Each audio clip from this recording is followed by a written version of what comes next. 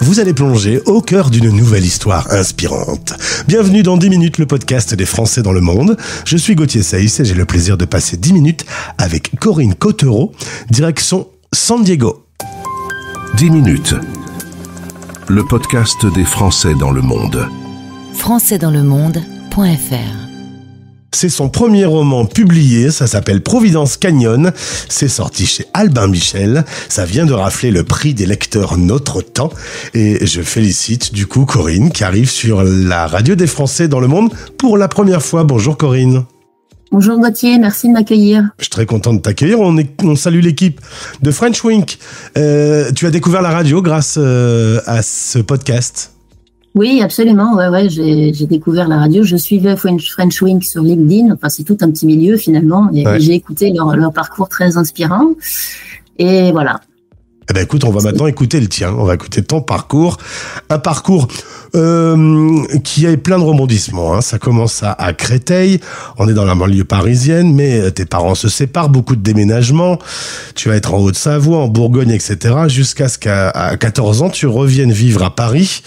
Et là, un petit choc. À 14 ans, tu te rends compte que tu n'es plus en contact avec la nature. Et tu commences à découvrir l'évasion à travers la peinture, la lecture, un petit peu d'artistique dans tout ça. Ah oui, c'est ça, ouais. À 14 ans, en fait, je m'amuse à faire des reproductions de Van Gogh à l'acrylique et je me mets à lire. Et c'est des portes qui s'ouvrent. J'ai pas de culture, il n'y a pas de culture chez moi, mais dans les livres, je finis par la trouver, cette culture. Ouais. Alors, tu te dis aussi qu'il faut bosser à l'école, tu te lances dans le droit international, sachant que dans le droit international, c'est surtout le mot international qui va te passionner. D'ailleurs, tu vas avoir l'occasion de faire un stage au Canada, puis de travailler en Belgique. Et puis, quand on a une petite passion pour l'international, on rencontre un mari qui est canadien, hein, c'est toujours plus pratique. Ça assure de se promener dans le monde. Vous aurez votre première fille. Et puis, quelques temps plus tard, vous allez vivre une aventure en famille en Espagne. Tu te souviens de tes premiers jours sous le soleil espagnol ? Ah oui, je me souviens, mais alors l'Espagne, c'est magnifique. On en a profité tous les week-ends. On était sortis, on en a bien profité. Surtout que Tolède, c'est un musée à air ouvert. C'est vraiment exceptionnel. Mais ce que j'ai gardé de souvenir de l'Espagne, c'est que c'était très difficile de s'intégrer en tant qu'expat. Surtout à Tolède. Peut-être à Madrid, ça aurait été plus facile, mais à Tolède, c'était quand même assez grégaire. Et j'avais du mal, parce que les gens n'étaient pas curieux, quoi. Les mamans à la sortie de l'école, parce que je ne travaillais pas à l'époque, c'était pas l'idéal. Il n'y avait pas d'autres Français. Et bon, autant dire que j'ai vachement bossé mon espagnol et ça m'a bien aidé. Ensuite, voilà, c'est retour à Toulouse. Il y a un deuxième enfant qui arrive. Et puis, monsieur qui bosse dans l'aéronautique, on lui propose un job aux USA. Vous allez vous installer à San Diego en 2006 avec les enfants qui ont 5 et 7 ans. Tu t'es donc retrouvée femme d'expat.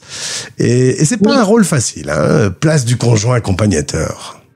Et voilà, c'est ça. Alors évidemment, moi j'étais ravie de partir parce qu'en plus j'avais retrouvé un CDI, mais je ne m'épanouissais pas du tout.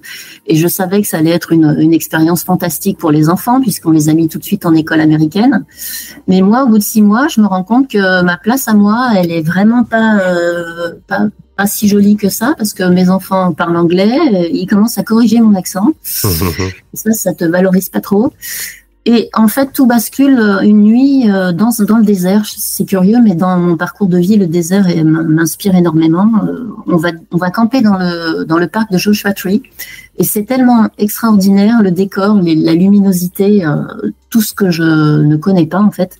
Je n'endors pas de la nuit. Et le lendemain, je me dis, je prends cette décision. Il faut absolument que tu prennes des cours de peinture et que tu te remettes, que tu t'autorises, en fait, à suivre ce chemin créatif que tu as mis de côté depuis des années. Et ça me prend un petit moment.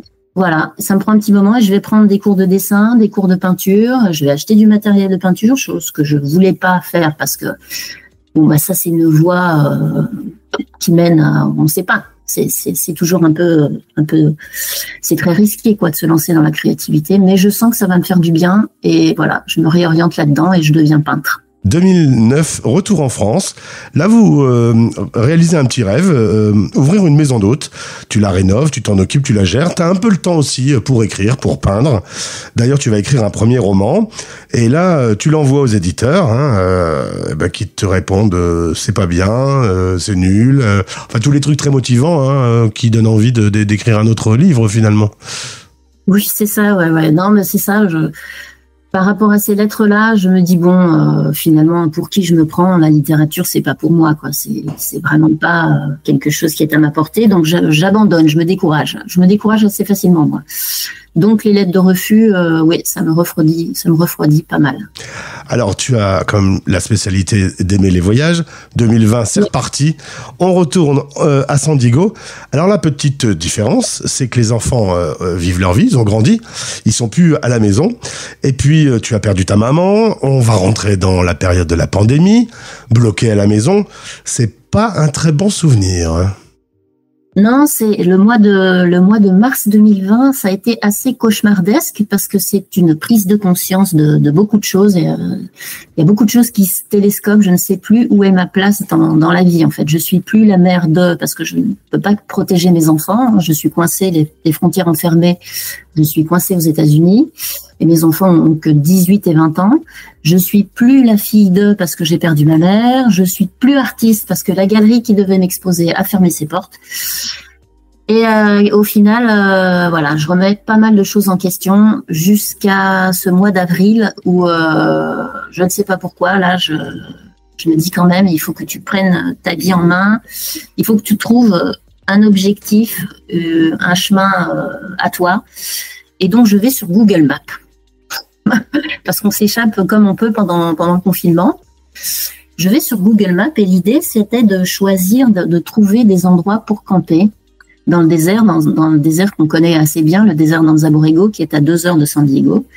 Et je tombe sur une voie de chemin de fer abandonnée qui me conduit à une photo que j'ouvre et à partir de là, mon destin bascule. Alors, en effet, ça t'inspire, ça te donne envie de reprendre la plume, chose que tu vas faire. En plus, on a un peu le temps à ce moment-là. C'est toujours cette pandémie. Pendant 18 mois, tu écris. T'apprends d'ailleurs, avec des choses en ligne, à améliorer ton écriture. Et en septembre 2021, tu vas donner le manuscrit à une amie qui va dire, c'est vachement bien. Elle va te motiver. Et toi, ça va te donner envie de contacter par Instagram un auteur. Oui, c'est ça. Cette amie, elle est libraire, donc je lui fais confiance, mais en même temps, je me dis, les éditeurs parisiens, tous les éditeurs ne m'attendent pas, quoi. Tout le monde s'est mis à écrire pendant le confinement, en plus, donc je sais très bien que les maisons d'édition sont débordées. Moi, ce que je veux d'abord, c'est m'assurer que mon manuscrit a des qualités littéraires. Donc, je contacte cet auteur qui s'appelle Gérard de Cortance sur Instagram et je lui demande son avis sur les 10 premières pages. Et il me répond très gentiment qu'il est prêt à lire l'entièreté du manuscrit et à me donner son avis. Je m'attends pas à grand-chose, mais je suis ravie qu'il m'ait répondu déjà. Et au bout de 5 semaines, il me répond un mail très gentil, il m'appelle Chère Corinne. Déjà, il y a un pas qui est franchi. Et il me dit qu'il a eu un immense plaisir à lire mon manuscrit et qu'il le transmet tout de suite aux éditions Albin Michel. Parce qu'il s'avère que cet auteur travaille aussi chez Albin Michel. Et là, c'est un bon alignement des planètes. Tu signes. Et puis ça sort il y a quelques mois, Providence Canyon, une belle maison quand même, Albin Michel. Je pouvais pas rêver mieux. Quand je vais signer mon contrat, que je rentre dans le hall et que je tombe sur les portraits d'Amélie Nothomb, d'Éric Emmanuel Schmitt, Catherine Pancol, Bernard Werber, enfin les Rolls de la maison, je suis très impressionnée. Je me demande sincèrement ce que je fais là. C'est incroyable, c'est un conte de fées. Et le jour où tu as le livre dans tes mains imprimé avec le logo de la maison d'édition Albin Michel, tu dis quoi ?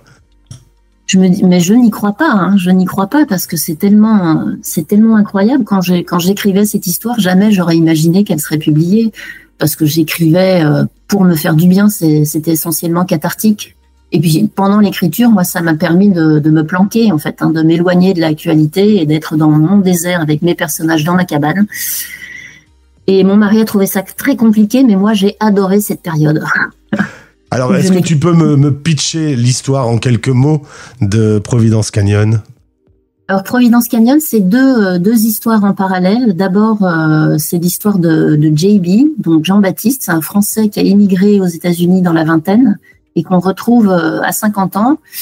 Il vit dans un désert et dans un camping, seul au milieu du monde finalement. Il vit reclus là et sa seule passion, c'est de patiner sur la route des alentours. Et sa vie est bousculée quand il tombe sur un carnet qui est rédigé en français. Il est le seul à comprendre le contenu de ce carnet. Et en parallèle, on suit l'histoire de Paul Carter, qui est lui missionné pour réhabiliter la voie de chemin de fer du coin. Parce que ce pont que je découvre en photo, il est extraordinaire et qu'il y a un milliardaire derrière qui se dit il y a de l'argent à se faire si on réhabilite cette ligne de chemin de fer pour le tourisme. Eh ben, la suite est à découvrir. Le lien pour trouver le livre est présent dans ce podcast. Corinne, te voilà autrice française basée aux États-Unis. Alors, t'avais envie d'international, t'en as eu, hein, t'as eu un petit peu de Canada, un peu d'Espagne, même plein de villes en France. Aujourd'hui, ta vie à San Diego, c'est comment? Est-ce que c'est là que tu te sens bien? Est-ce que tu y as des racines qui ont commencé à pousser? Oui, j'ai des racines qui ont commencé à pousser, mais en même temps, je me sens très française. J'ai besoin de rentrer en France. J'ai trouvé cet équilibre maintenant. On a la chance de pouvoir rentrer en France quelques mois puisqu'on a gardé notre maison d'hôte et je fais encore maison d'hôte de temps en temps. Et là, c'est la vie parfaite, quoi. Avoir le déracinement et les racines françaises, la culture française, la langue française, tout ce qui me manquait pendant le Covid, je l'ai encore. Et puis, les États-Unis, c'est extraordinaire parce qu'on s'autorise à faire plein de choses. Je pense que si j'avais pas habité aux États-Unis, je serais restée juriste et j'aurais été malheureuse.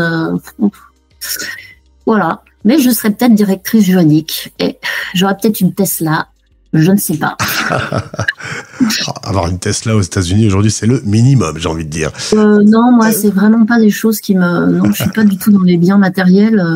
Voilà. Sinon, je ne serais pas lancée dans cette voie artistique. Du coup, c'est vraiment pas la bonne. Ce que tu aimes le plus, c'est les décors autour de San Diego, c'est assez incroyable, hein. Il y a vraiment des canyons incroyables et tout ça. Tu profites de ces décors, tu voyages encore beaucoup? Ah oui, tous les week-ends on est sortis. On va. Le truc formidable à San Diego, c'est qu'il y a un climat extraordinaire. Hein.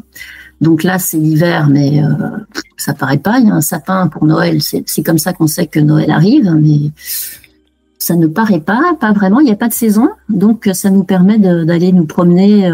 On était encore à Tucson le week-end dernier. On a campé. C'était formidable, quoi. Et puis quand tu peux, retour en France, la charcuterie, le fromage, le bon vin. Ah voilà, le bon vin. Ceci dit, on mange de mieux en mieux aux États-Unis. Trader Joe's a fait énormément de bien à la gastronomie américaine. Non, moi je me plains pas, ça va beaucoup mieux. Bon, après il y a la situation politique, mais bon, ça, on verra. On n'a pas beaucoup de leçons à donner en France en ce moment, question politique. Non, c'est vrai que c'est vrai. Corinne Cottereau, ça s'appelle Providence Canyon. Très content d'avoir fait ta connaissance. C'est un beau parcours, plein de rebondissements. Tu penses que à 14 ans, cette petite fille dans cet appartement à Paris pouvait avoir ce destin? Non, jamais elle aurait imaginé ça, cette petite fille à 14 ans, c'est clair. Elle a eu beaucoup de chance et c'est des belles rencontres. C'était des portes à ouvrir, mais c'est le message aussi que j'essaye de faire passer dans mon livre, c'est qu'en fait on a tous les clés de notre prison et qu'à un moment donné il faut faire des choix. On en parlait avant, il faut oser, quoi. Tu seras ma belle rencontre du jour, Corinne. Merci beaucoup, Gauthier. Au plaisir de te retrouver. Avec plaisir. Français dans le monde.fr